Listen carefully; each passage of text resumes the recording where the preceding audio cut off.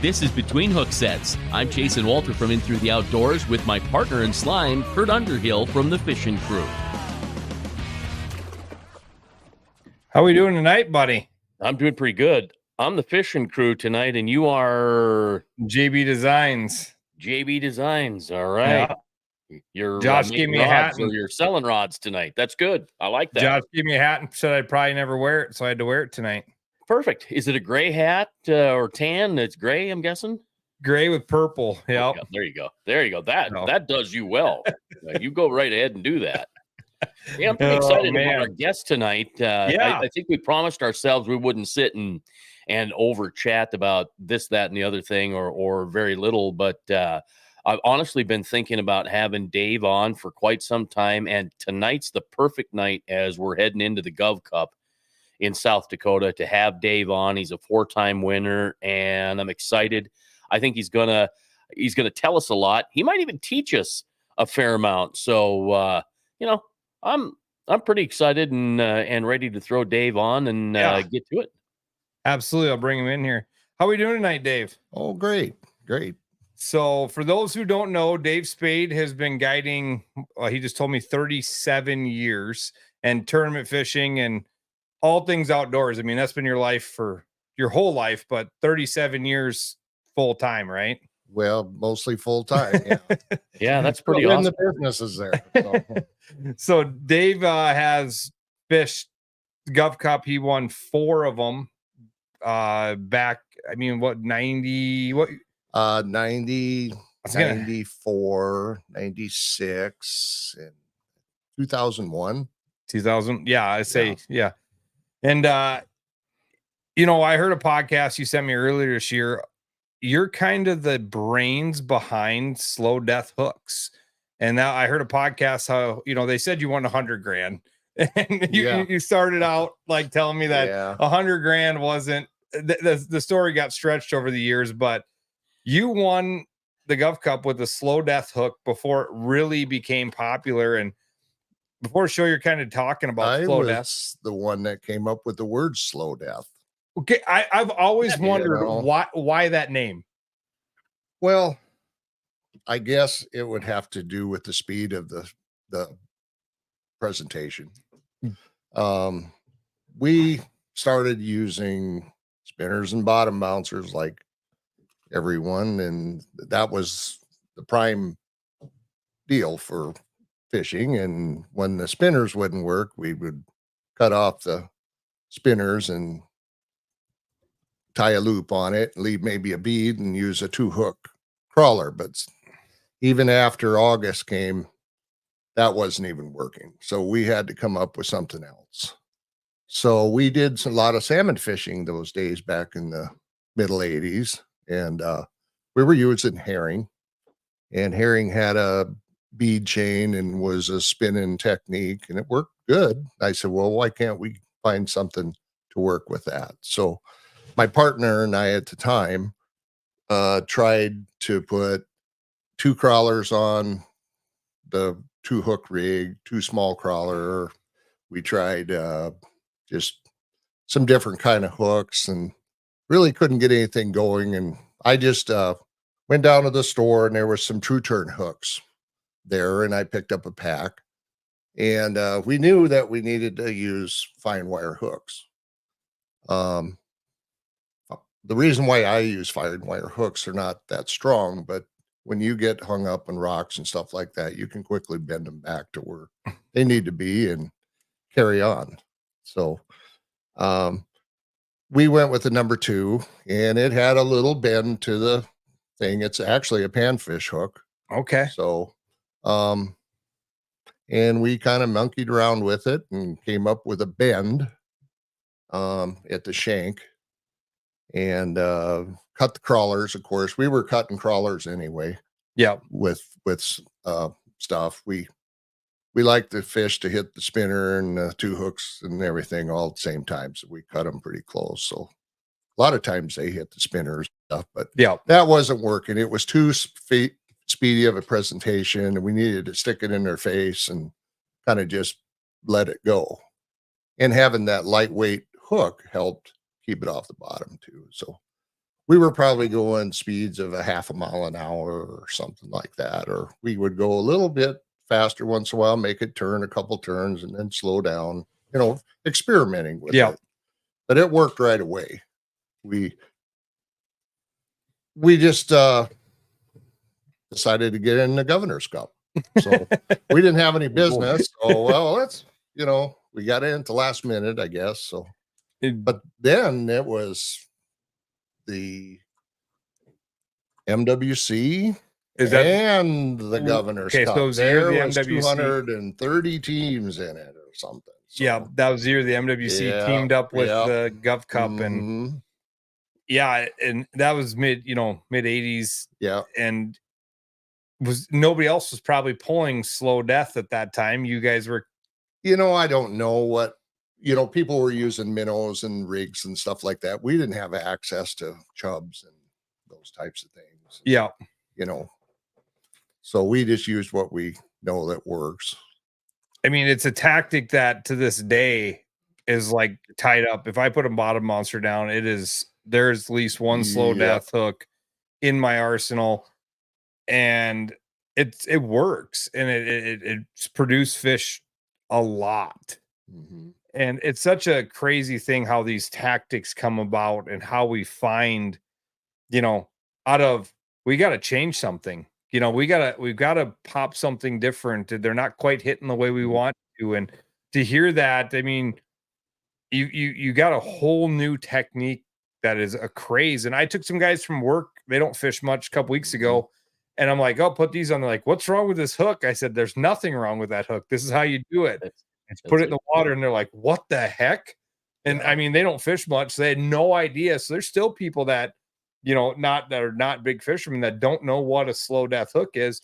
And I think a lot of people that buy them don't know how to rig them. If, a lot of guys do, but the people that are new to it don't really know that you got to thread it on and have it churn in the certain ways. And what a tactic. But, you've seen this body of water. You've been around Pierre for, guiding and doing all this stuff for a lot of years. And we get to all the different tactics. And would you say slow death was kind of the game changer, or is it just that works and then we go to the next thing? Or well, I think it's for South Dakota and the West here and other states, it's probably bigger than a Lindy rig. Yeah, I mean, we Lindy rig. Yeah, I mean, that's what we did. Yep. And then all of a sudden the slow death came out, and I don't know if my dad bought another Lindy rig. Well, it's easier to use. Grass and everything that we fish through and rubble and stuff. The bottom bouncer just keeps the rig up. Yeah. But there's two things going on with that rig. Not only does it spin when you pull it slow, sometimes we use air a little bit to make it even float better. So you're like air in the crawler? Yep. Okay. Sometimes if we're fishing tournaments, we might, but if we're guiding, we don't have time to do that and stuff. And we go a little bit faster, so the fish pull a little harder on it when we're guiding too. But we use bottom bouncers. A lot of people don't understand that it's the bang of the bottom bouncer or the tick of the wire on the bottom bouncer that sends a signal across the water bottom that the fish's lateral lines pick that up, and that's the start of the whole thing. And that's very evident on forward-facing sonar. Yeah, it could be. I don't know much about that, but he earlier this year, Chasen went out on a small lake in Minnesota and turned his forward-facing backwards, and we were talking. He's like, they keep hitting the bottom bouncer.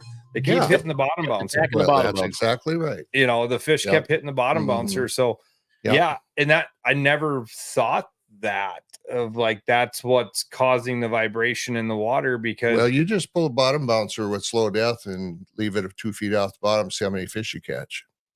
It doesn't happen very much. Yeah. It's the commotion that does it.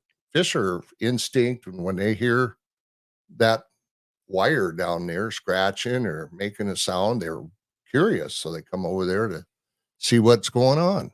And that's what I've learned from a lot of years of fishing.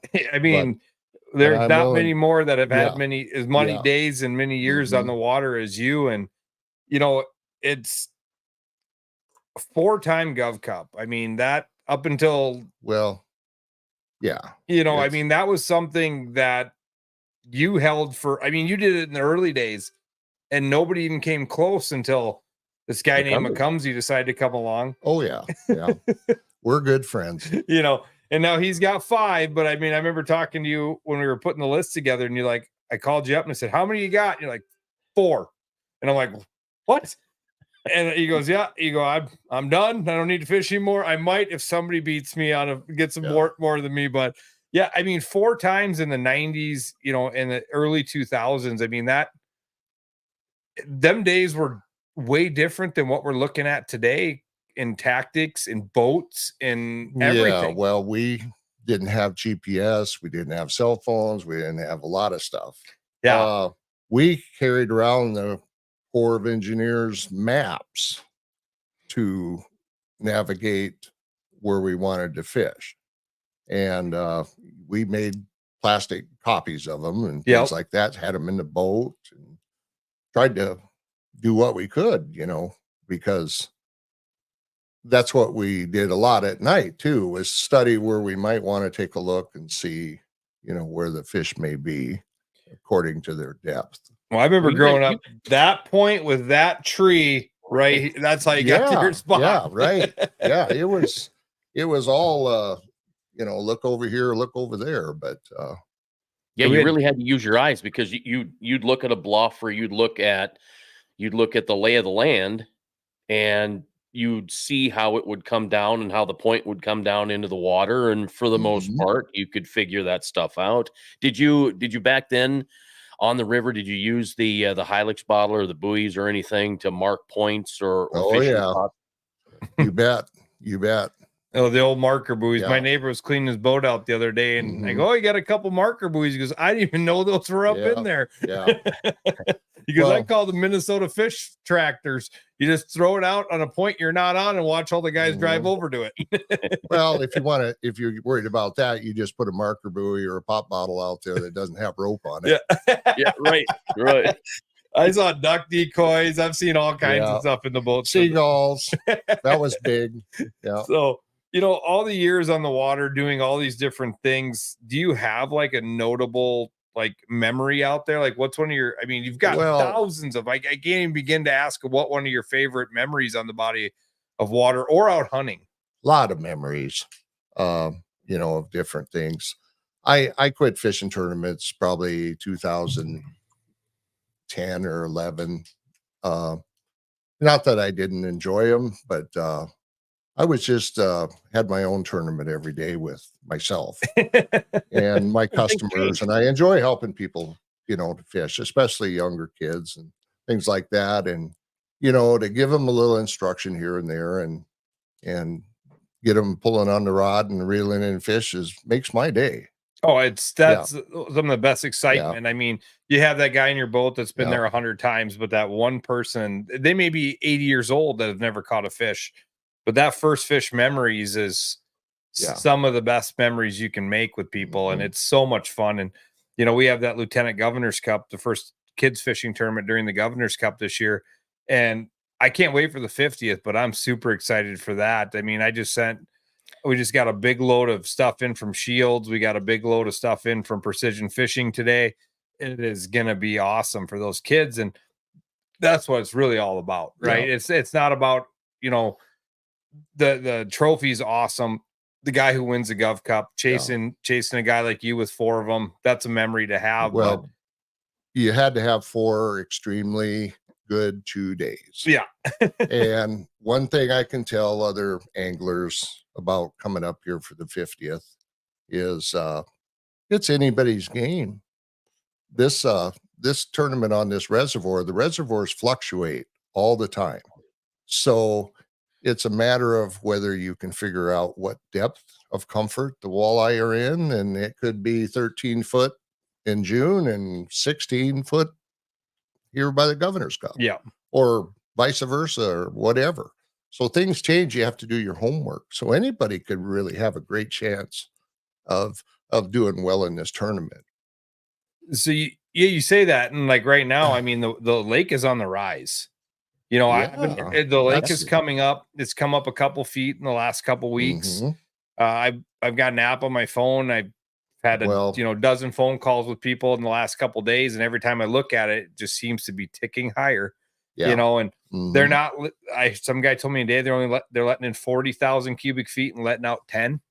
So the lake is on the rise. We've had, we've had a good amount of rain. Nothing like Southeast South Dakota, but we've had a good amount of rain, and there's plenty of runoff that happens coming from North Dakota and Montana and that we haven't even seen yet because those reservoirs are way down.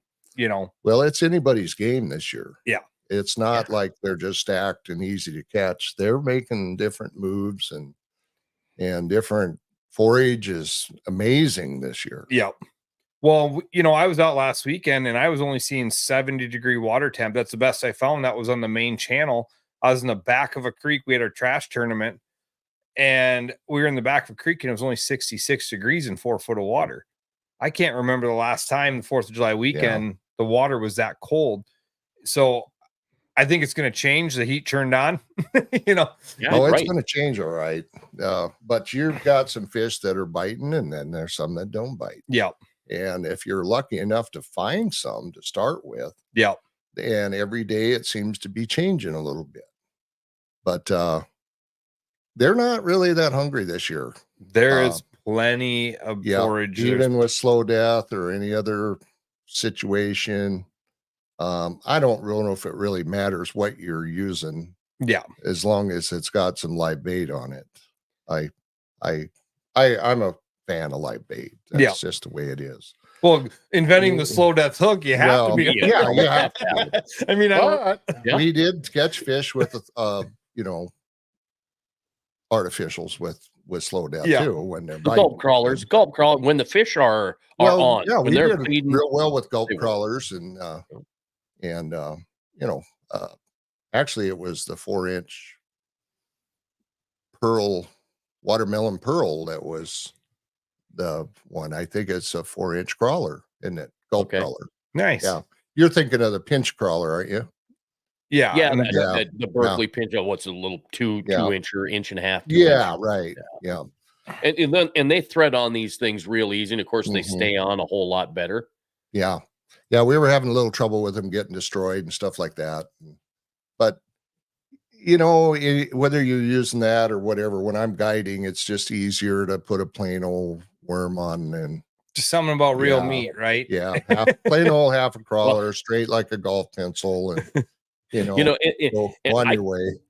I find it super interesting because I'll go out with guys and we get a bunch of guys that'll come out and you got some that just don't get it. They're not going to thread that crawler all the way up to the eyelet, or I'll even take the head of that and go right up over the top of the eyelet. It seems to hold on better, but you'll have guys that'll just hook it 3 or 4 times and you'll just have this big mess of crawler back here and they'll catch more fish than the guy that took time threading it onto the slow death. It's spinning. The slow death technique it works for itself, but there's lots of ways you can catch fish. It's not the only way. No. So some of the guides around here, they use a small hook and just put a little chunk of worm on it and that's all they go, and they catch as much as we do. But I remember back in the day, Bob Prop Sr., when he was working, after he got done retired out of the industry, but he's like, when I was with Lindy, they got so mad at me because my go-to is a gold Aberdeen hook and a split shot. Yeah. He's like, they want me to sell tackle. I'm like, it doesn't work. This works. Yeah. Well, I think Bob was on the right track. He's like, this works. They're floating jigs, whatever. This works. Yeah. Well, it works for you and you have confidence in it. That makes a lot of difference. And I'm a firm believer in the confidence in a bait. Exactly. It could be any technique. That confidence has been one thing that has scared me about the slow death hook. And you and I talked about it a couple of years ago. You did episode 307 and 308. I'm on episode 863, so it was quite a while ago. But I had said to you when we were talking on the phone, I said they scare me because that little light wire hook, they bend. Yep. And you said if they're bending, that's not the hook, that's on you. So explain that a little bit without giving away the farm there. Well, when you got a fish on, it's angling that gets the fish in the boat. It's not the strength of the hook. It's not the strength of the line. If that breaks, it's your fault. You've horsed it too much.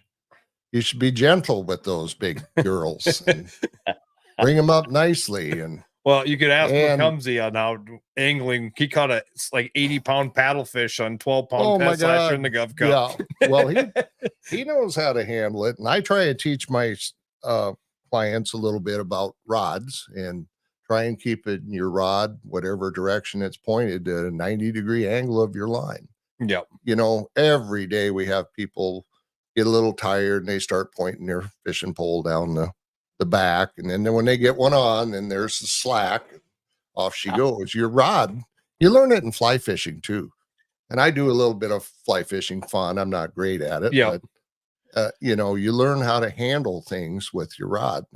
The bending of your stick takes out the cushion so that you can get those big girls in. And I'm getting a little bit old and slow, so I don't get back there very fast with the net.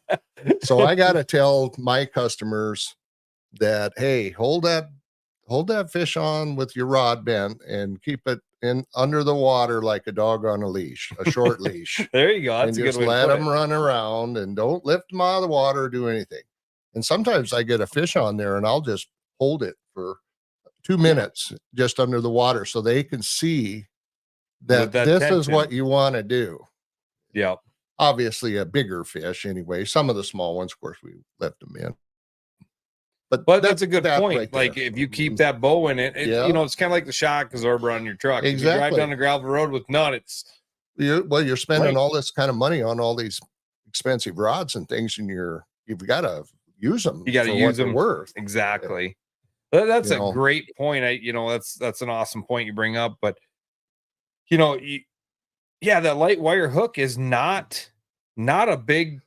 That doesn't scare me, you know. And I never even thought that would scare me, because I was always taught, let drag work, let the rod bend and take care of it. So we got a Johnny Candle says, nice to see you, Dave. It's been a while. Oh, hello, Johnny. Good to have you there, Johnny. Thank you. So it's a scary little hook, and it really comes down to keeping the fish in the water. I have learned that over the last couple of years, because I'm a novice. I'm a horser. I want to get the thing in as quickly as possible. Now I found if I play with it a little bit, play it out, get it a little tired, keep it in the water, and then net it in the water, things work a lot better. And I do have more confidence in the slow death hook. So, you're the one that piqued my interest that day when you said it was on me, and I figured it was on me and not on the hook. But it's an interesting tactic. You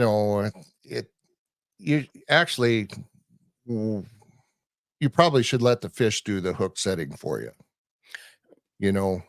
Let the fish run and let the fish, when you fly fish, that's what happens there, of course. So it's kind of in the same deal. You let the fish set its own hook when it takes off. That's what I do.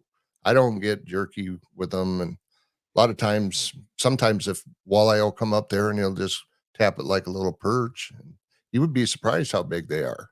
Yeah. Coming up there and try and kill fish in Minnesota, they use leeches. Leeches are hard to kill. Fish go up and bite the leeches, and then that's why they use the Lindy rigs. They let it slip and they let the fish take the leech down and eventually chew on it, and off it goes. You kind of got the same situation here. Sometimes they don't know what that is, and they're kind of full. They'll come up there and just pop it a couple times, and you'll see the gut mark in the thing, and you go, well, it's not there. So you continue on, and pretty soon another pop, and then all of a sudden, bang, he's got it. When your rod tip bends down, he's going to take off left or right. You should let him go to the right or the left, because you're letting the fish turn a little bit. That way, when you're pulling forward on the hook, you're actually pulling the hook straight out of the fish's mouth towards you. But if you let the fish turn left or right with that hook first, you get a lot better hook set. That's my opinion. Yeah, I think you're 100% correct. I don't know how many times he takes me pulling bottom bouncers for the first time, and they think they're setting a 20-pound bass. They're just going like this. Oh yeah. I mean, they're ripping. I'm like, just pick it up and pull it forward. You don't have to jerk it hard, guys. Just pick it up and pull it forward, and you're good to go. Yeah. You know. So that's right. I mean, that's a good point. Let the fish set itself, and that's what I'm gonna tell people in the boat is just let the fish set the hook itself. Yeah, it'll do it. Yeah, you know. Yeah. And so Dave, would you consider? I got into a conversation with a fella out at the river last weekend. We were talking about slow death, and he mentioned the fact that slow death it just didn't understand why fish would go after a worm or a leech that's spinning in a circle. It doesn't make sense. And I said, well, I honestly, it's a reaction bite more than it is a feeding bite.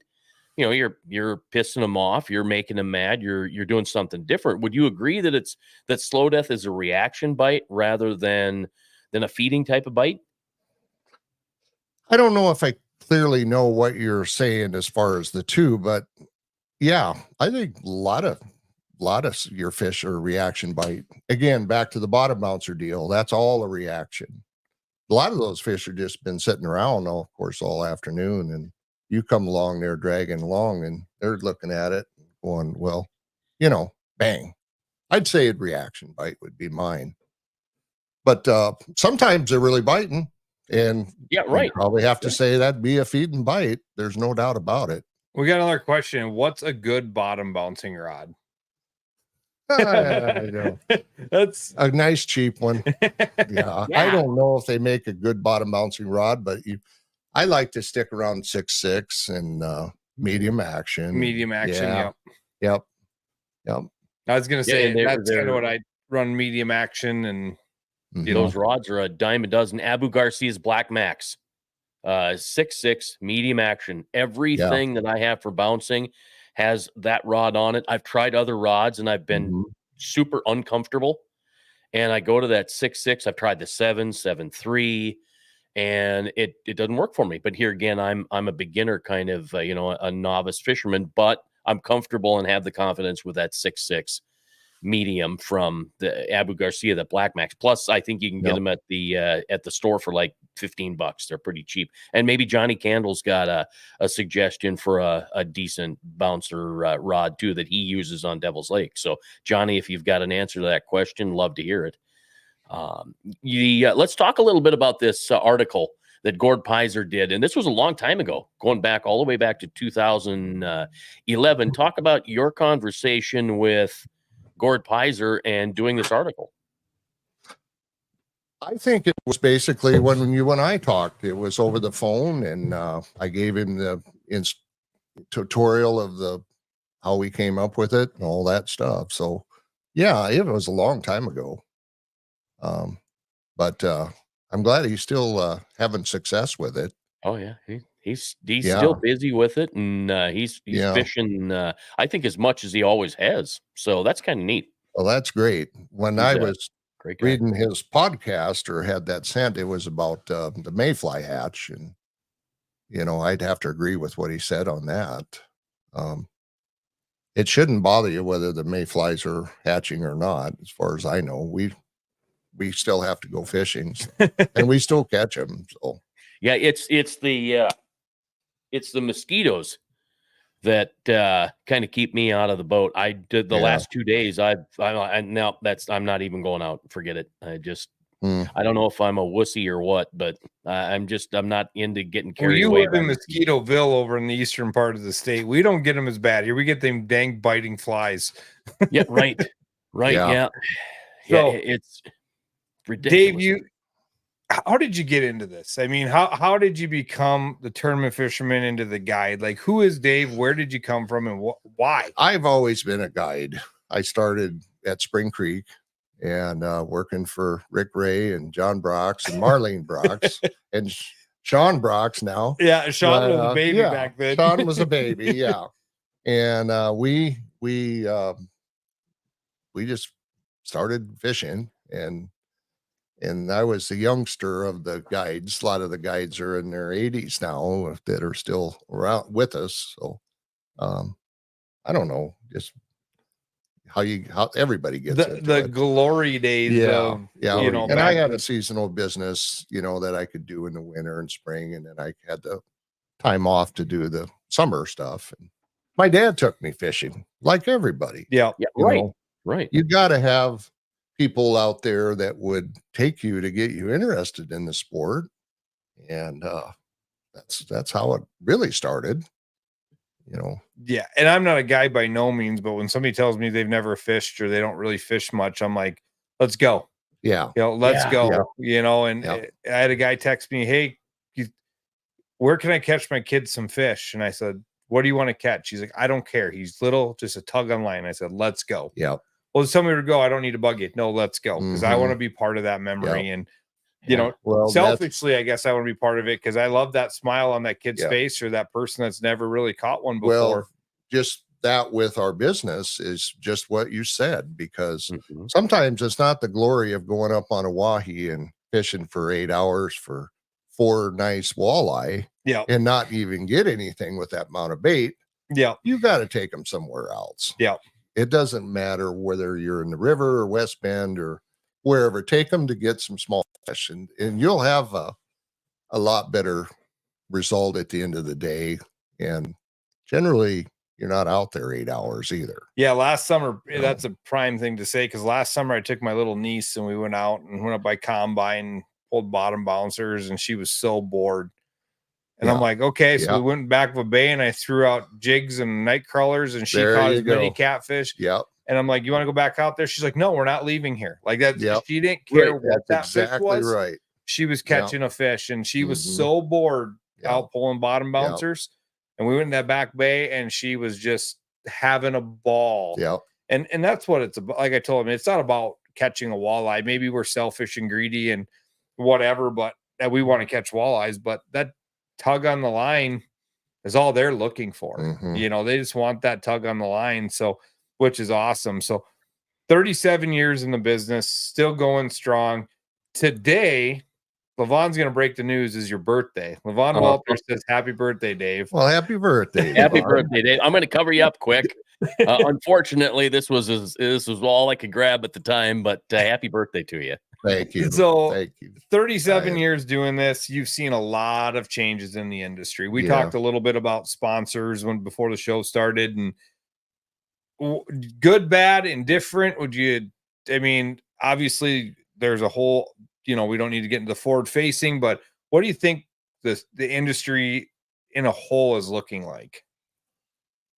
Well, I don't keep track of the industry like I did when I used to fish in the PWT and stuff like that. So I'm not real aware of what's going and what isn't. I know who helps me and who don't help me, and they've been very good. And some of it isn't industry anymore. It's private. Yeah. Yeah. But with that, like even fishing, the fishing techniques, like the new era of the stuff we're doing, when you invented slow death, that was innovative. Yeah. Now we're looking at, the finishers and the credges and, we're not going to go out and search for suspended fish and have a customer come up to the deck and throw a lure over there and try and catch it. That's not what we're going to do. But so it's still back to the basics. Yeah, it's back to the basics of fishing. Yeah. I was really, and I still am, I enjoy to use artificial crawlers. I had a pretty good luck lately with, what's it called, from North Dakota. But I'm drawing a blank. Yeah. I can't think of their name, but if I think of it, I'll let you know. A plastic? Yeah, plastic. Okay. Yeah. Salmo. Oh, Salmo. Okay. Yeah. Okay. Yeah, those large and small minnows. Yep. And actually, I've tried quite a few of the other stuff, and I just can't seem to get the right dance to get the fish going, with them. But they seem to be hitting those pretty good. And then the power baits work too, and the gulp, 4-inch crawler. We still use that. So you don't like that pinch crawler? That was kind of haven't had very good luck with that. Was kind of invented for the slow death hook. those guys don't understand. It's not the look of the worm, it's the action of the dance that does it. So having just a little piece of worm that looks like a worm isn't really going to sell the fish. It's not too stiff. that. It's the dance. It's the dance. Yeah. That's a good way to put it. That flopping. Yeah, right. That makes sense. Yeah. But I mean, we don't use slow death a lot anymore. We've gone to using some little blades, propeller blades. We use Max, those little smiley blades. Smiley blades are really great, and sometimes when we're dealing with, mostly live bait, I was kind of thinking years ago that maybe live bait sucked because they were swallowing the hooks all the time and stuff like that. But sometimes they're not swallowing the hook as bad as what you really think, compared to some other lures that you're talking about nowadays with jig and wraps and stuff like that. Yeah.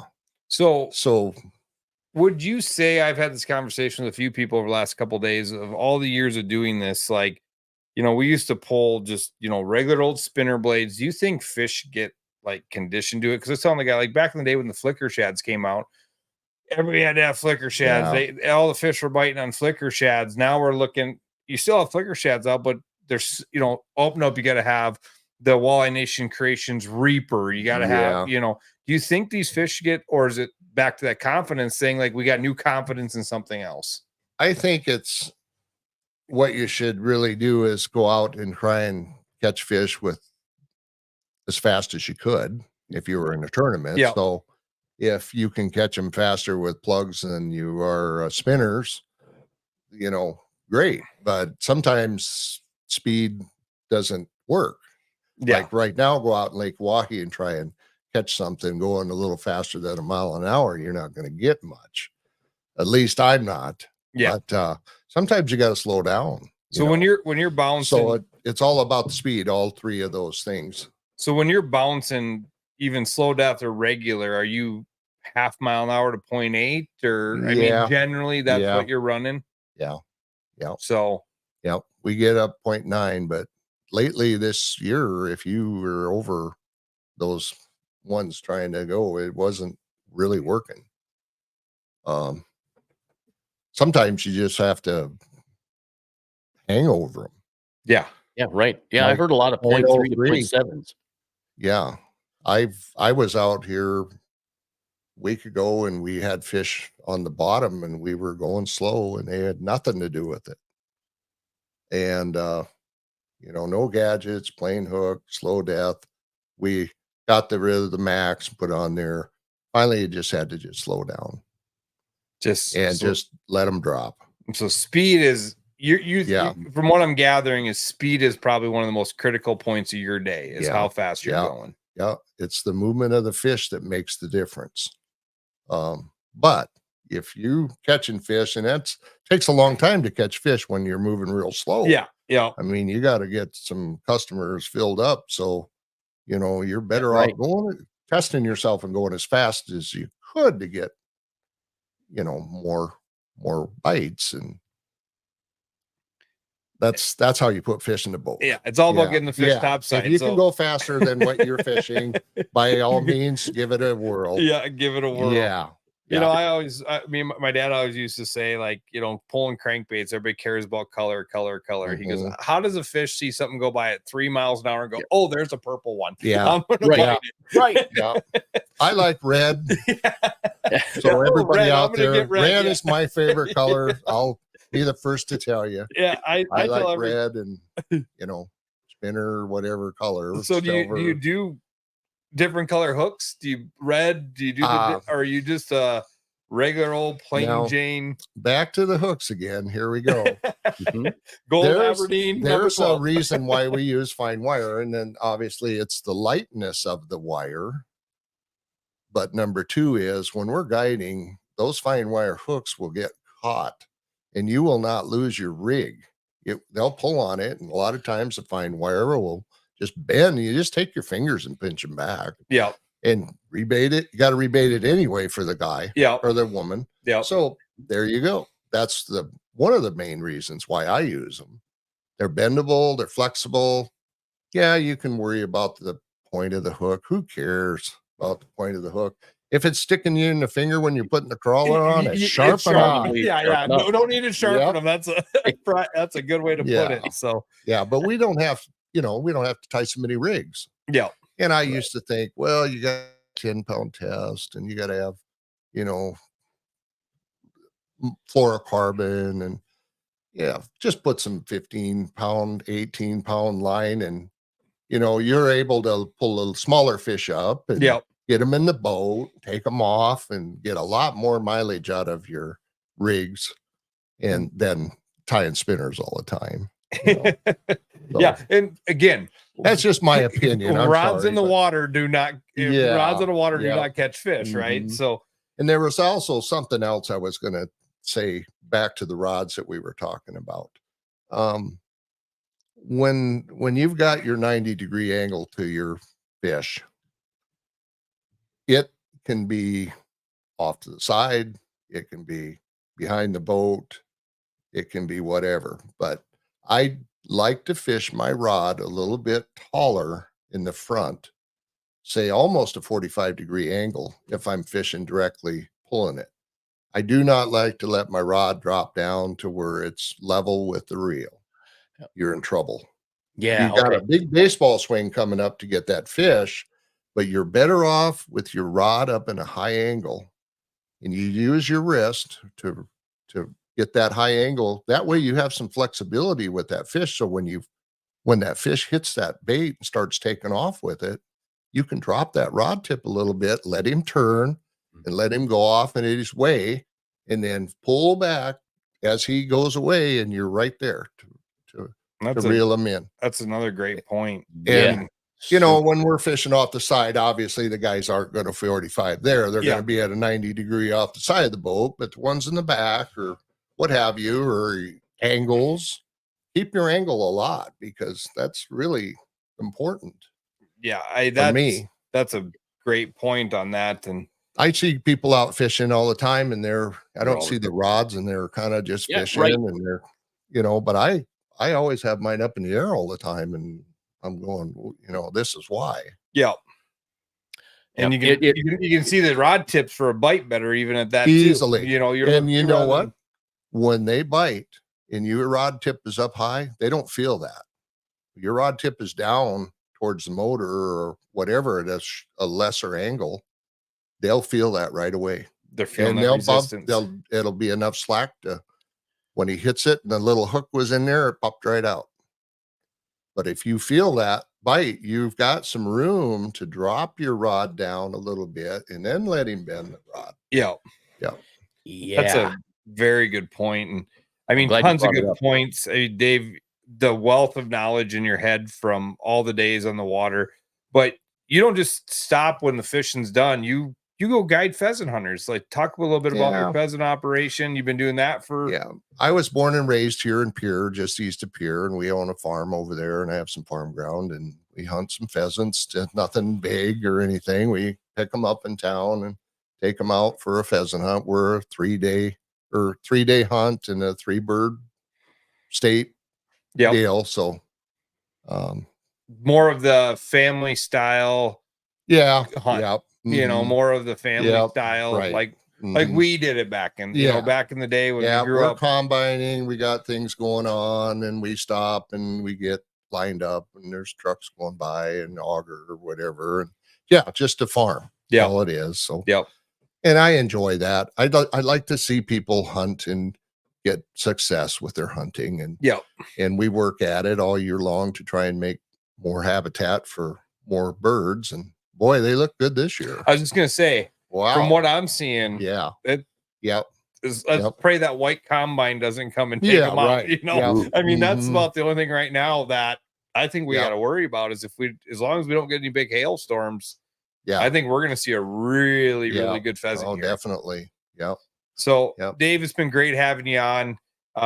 You can find Dave on the internet on his website. If you guys are interested in getting a trip with Dave or, pheasant hunting or whatever, I'm sure sure there's a waiting list to get with Dave Spaid out there on the water or in the field, but check him out, give him a follow and follow along with Dave. And, I remember being just a little kid up at Sunset looking up at you, and there's Dave Spaid, Well, it's nice to hear that. And, we had idols too. Yeah. Those old guys I worked with, they were my idols. That's why I wanted to do it. And, it's fun. John Brox, I don't know if it was anybody's John Brox. John Brox is one of the smartest fishermen on this planet when he was fishing. Oh, I tell you what, he would do things, take a little bitty, tiny little spinner blade and a minnow and a bottom bouncers. He did everything with the bottom bouncer. He would go back there when nobody was catching any fish, go back in the base of a bay and bring his limit in. Yeah. He had a nose for where the fish were, and he was quite a remarkable man. Yeah, old John. If you didn't know him, he was one of a kind. You could find him at the end of the bar with his Christian brothers. Yep. We were why not? We were me and Sean were around the other day, and we walked in somewhere, and he goes, I go, you got to make sure they have Christian brothers. He goes, I don't think anybody in Pierce drank Christian brothers since John passed. Yeah. I think all the Christian brothers is from when John drank it last. Yeah. But yeah, I mean, if you didn't know John, you walked in the end of the bar. Me and Sean walked in the outposts on Saturday night, and this couple was there, and they're like, oh my gosh. It just, every time we go somewhere, Sean, it's another John Brock story. Yeah. They're all about the same, but it's a different twist on them. So, and you get guys like, Rick Ray. What? Yeah. Rick and I have been friends for our whole life. Rick just turned 80, actually, a couple, 3 days ago. And, he's been with me and going out there with these dogs, and he just enjoys it. And he's great with people. And I was going to say, I don't think you can find a better guy. Rick is going to hunt out at our place till he passes away. Yeah. I'll guarantee you that.